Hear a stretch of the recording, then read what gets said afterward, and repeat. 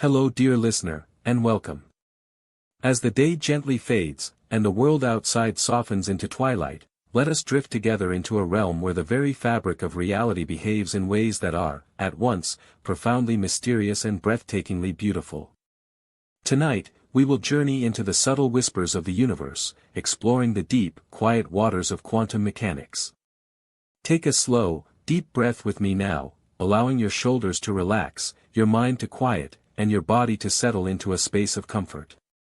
Close your eyes gently, if that feels right for you, and simply listen to the sound of my voice as we begin to explore a world far removed from our everyday experience.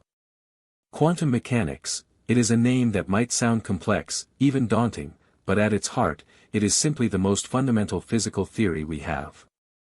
It is the story of how matter, everything we see and touch, and how light, which illuminates our world, truly behave at their most intimate, foundational levels. Imagine, if you will, shrinking down, smaller and smaller, past the familiar sizes of trees and houses, past grains of sand, past dust motes, until you arrive at the scale of a single atom. It is here, in this impossibly tiny, subatomic realm, that the rules we know from our macroscopic world begin to dissolve, to give way to something entirely new, entirely unexpected. This theory describes the unusual characteristics that emerge at and below the scale of atoms.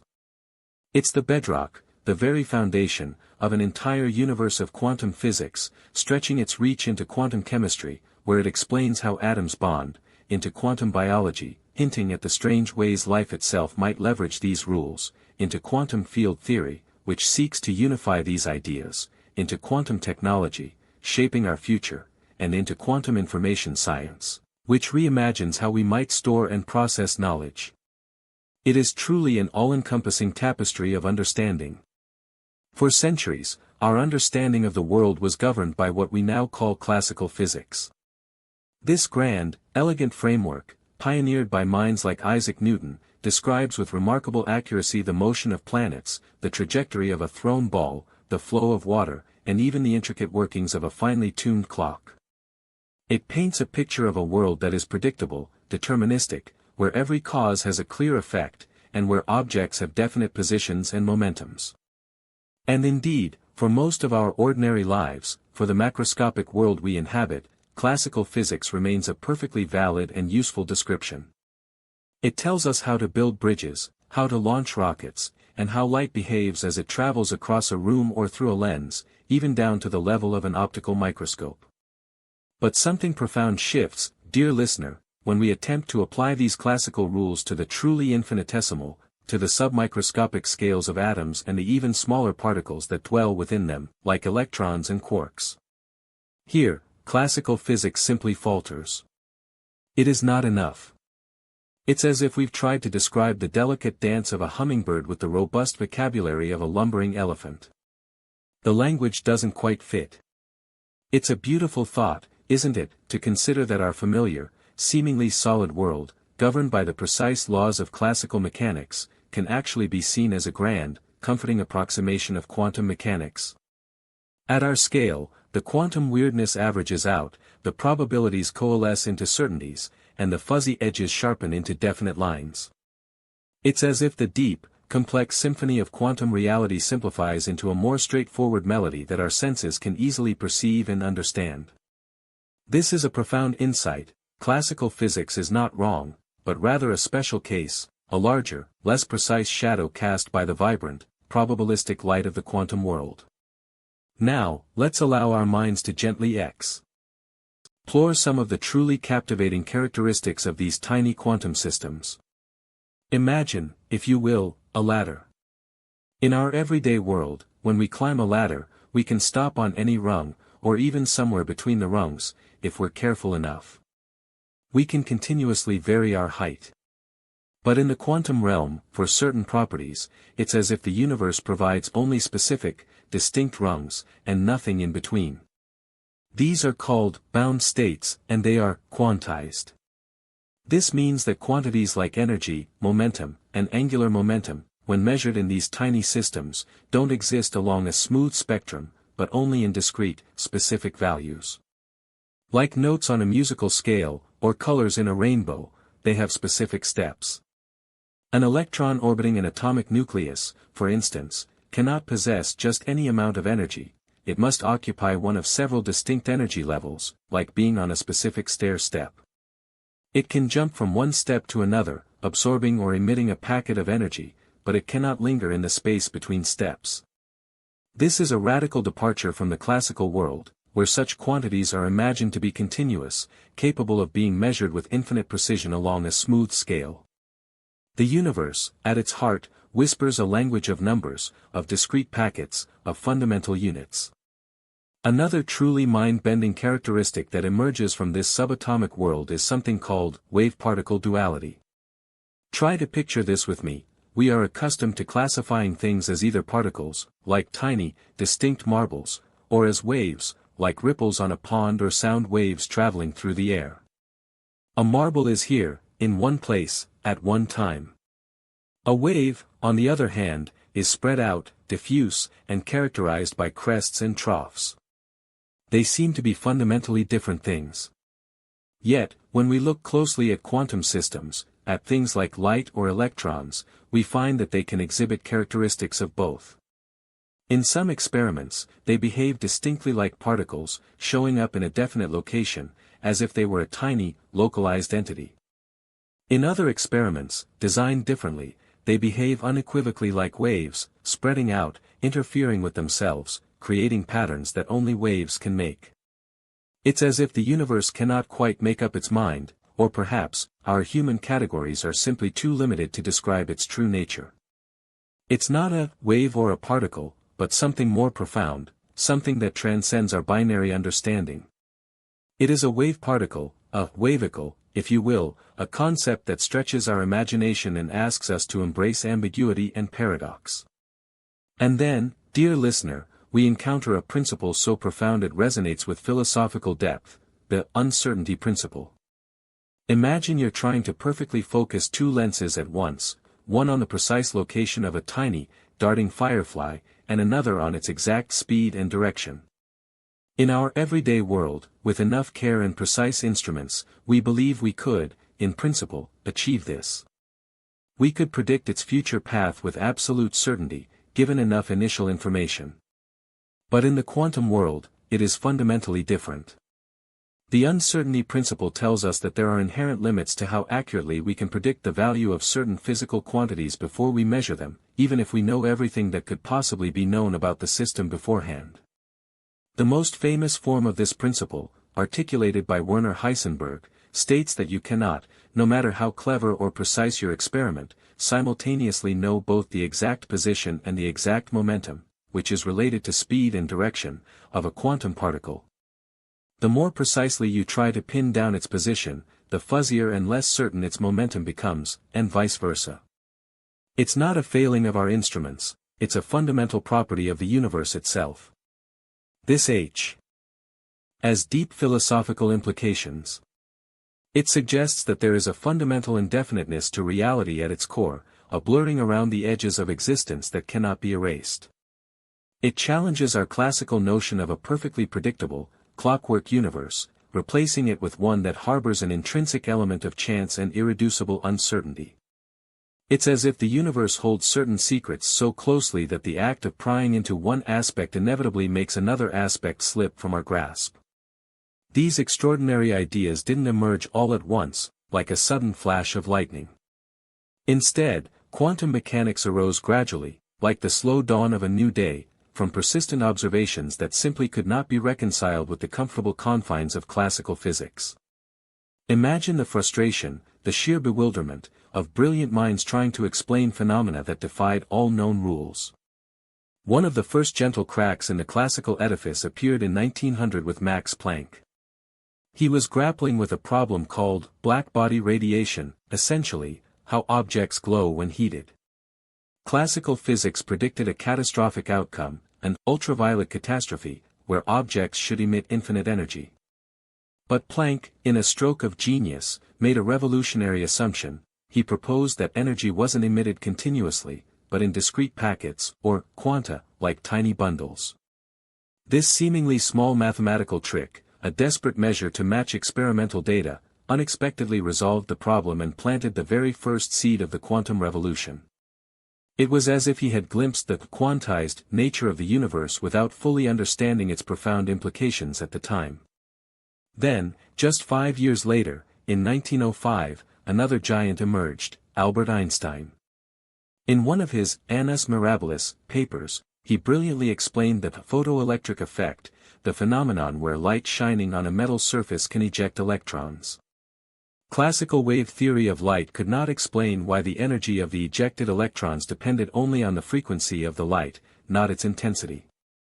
Einstein, building on Planck's idea, proposed that light itself also came in discrete packets, which he called light quanta, or photons.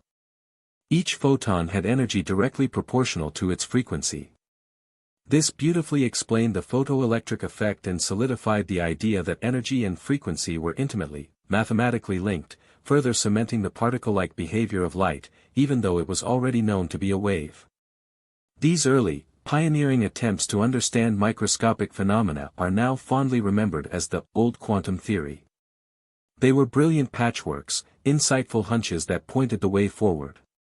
But it wasn't until the mid-1920s that the full, coherent development of modern quantum mechanics truly blossomed, thanks to the collective genius of minds like Niels Bohr, who gave us an early model of the atom, Erwin Schrödinger, who penned the famous wave equation, Werner Heisenberg, with his uncertainty principle and matrix mechanics, Max Born, who gave us the probabilistic interpretation, Paul Dirac, who brought elegance and relativistic insights, and many, many others. Together, they sculpted a revolutionary framework, a new language for describing reality. The modern theory, as we understand it today, is formulated in various sophisticated mathematical formalisms. But one of the most intuitive and widely used involves a mathematical entity known as the wave function. Imagine this wave function not as a physical wave in space, but as an abstract map, a whisper of possibilities. It provides information, not as definite answers, but in the form of probability amplitudes. These amplitudes are complex numbers that, when interpreted through a specific rule, tell us the likelihood of finding a particle in a certain state or possessing a certain property.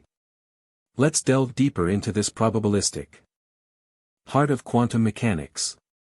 A fundamental feature, and perhaps the most mind-altering, is that it usually cannot predict with absolute certainty what will happen.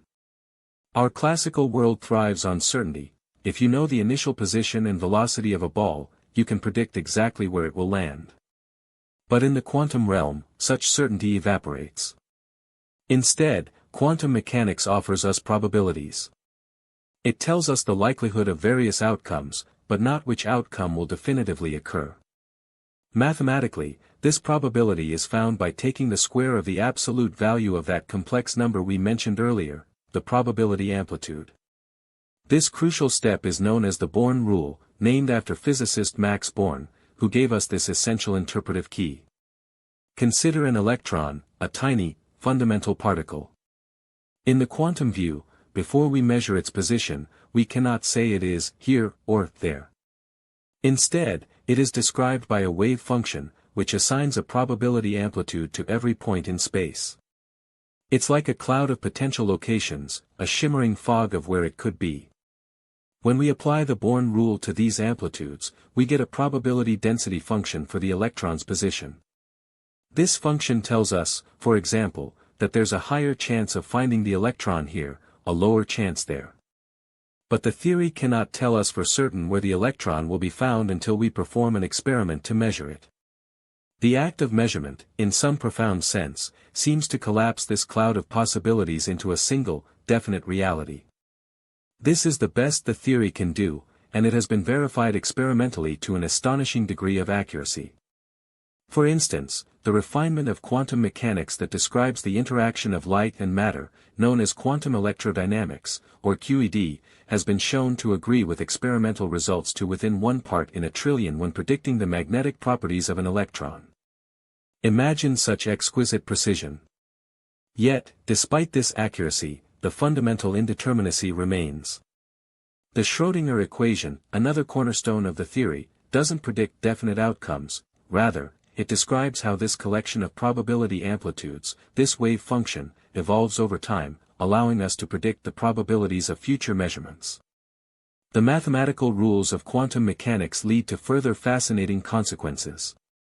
We revisited the uncertainty principle earlier, highlighting the trade-off in predictability between measurable quantities like position and momentum. It's not about lacking information, but about the inherent nature of reality itself. It's impossible to have a precise prediction for a measurement of a particle's position and, at the very same moment, a precise prediction for a measurement of its momentum. They are like two sides of a coin that can never both be perfectly illuminated simultaneously. Another profound consequence, often illustrated by one of the most famous and beautiful experiments in all of physics, is the phenomenon of quantum interference. This is the double-slit experiment, and it invites us to reconsider everything we thought we knew about reality. Imagine, with me now, a quiet, darkened room. At one end, there's a light source, perhaps a laser beam, emitting a coherent, steady stream of light. This light is directed towards a barrier, a simple plate, which has been pierced by two very narrow, parallel slits, like tiny doorways. Behind this plate, at some distance, is a screen, ready to capture whatever passes through. In the classical world, if we were shining a beam of classical particles, tiny, distinct little marbles, at this plate, what would we expect to see? Well, the marbles would either go through one slit or the other. On the screen, we would see two distinct bands of marbles, directly behind each slit, like two bright lines. Simple and intuitive. However, when we perform this experiment with light, knowing light behaves as a wave, something different and utterly beautiful happens. The light waves passing through the two slits don't just create two bright lines. Instead, they spread out, and then they interfere with each other. Just as ripples on a pond can meet and either reinforce each other, making bigger waves, or cancel each other out, making flat spots, the light waves from the two slits interfere. Where the crests meet crests, they create bright bands on the screen. Where crests meet troughs, they cancel out, creating dark bands. The result is a striking pattern of alternating bright and dark stripes, an interference pattern, a clear signature of wave behavior. This is exactly what we would expect if light were purely a wave. But now, here is where the truly mind-bending quantum twist enters, dear listener. What if we make the light source so dim that only one photon at a time is sent towards the slits? So dim that there's no other photon for it to interfere with? If light were truly a particle, a tiny bullet, then each photon should pass through either the left slit or the right slit, and over time, we would expect to build up those two distinct lines on the screen, just like our marbles. Yet, astonishingly, even when photons are sent one by one, over time, a faint, ghostly, but unmistakably interference pattern still builds up on the screen. How can a single particle, a single photon, interfere with itself? It's as if the photon somehow knows about both slits, traveling through both simultaneously, or taking all possible paths, interfering with its own potential selves, before finally deciding where to land on the screen as a single, discrete particle. It acts like a wave when traveling, exploring all possibilities, but lands like a particle, leaving a single, localized mark. And if we try to sneak a peek, if we try to detect which slit the photon actually goes through, perhaps by placing a tiny detector near each slit, something even stranger happens. The moment we try to observe its path, the interference pattern vanishes. It collapses into those two distinct lines, as if the act of observation, of measurement, forces the photon to choose a definite path, to abandon its wave-like superposition and behave like a classical particle. The quantum wave function, the cloud of possibilities, seems to collapse into a single reality the moment it is observed or measured. This experiment, in its elegant simplicity, encapsulates the very heart of quantum weirdness, wave-particle duality, the probabilistic nature of reality, and the profound, enigmatic role of observation. It challenges our deepest intuitions about what being real truly means when no one is looking. Is the electron really a particle or a wave before we measure it? Does it even have a definite position or momentum before we interact with it? Quantum mechanics suggests a reality that is more fluid, more potential, more interconnected than our everyday senses can grasp. So, as we bring our journey through the quantum realm to a gentle close tonight, I hope you can feel the quiet wonder of it all. This fundamental theory has not only allowed us to calculate the properties and behaviors of microscopic systems, molecules, atoms, and subatomic particles, with incredible precision, but it has also unveiled a profound, philosophical shift in our understanding of existence itself. It has been demonstrated to hold true for complex molecules with thousands of atoms, pushing the boundaries of what we considered small. But its application to phenomena as vast as human consciousness, or the universe as a whole, still raises intriguing philosophical problems, like the famous thought experiment known as Wigner's friend, where the very definition of measurement and reality becomes entangled. These are questions that continue to gently challenge our understanding of our place in this quantum tapestry. Quantum mechanics has transformed our world, leading to the lasers that read our CDs, the transistors in our computers, and the medical imaging that saves lives. It is a testament to the human spirit's ability to probe the deepest secrets of nature, even when those secrets defy our common sense. As you drift now toward sleep, allow these thoughts to settle softly in your mind. Remember the dance of particles and waves, the whispers of probability, the inherent uncertainty at the core of all things. Embrace the mystery, the beauty, and the profound interconnectedness of a universe that is far more subtle and wondrous than we ever imagined. Rest peacefully, dear listener. May your dreams be as vast and as curious as the quantum universe we have explored together. Good night.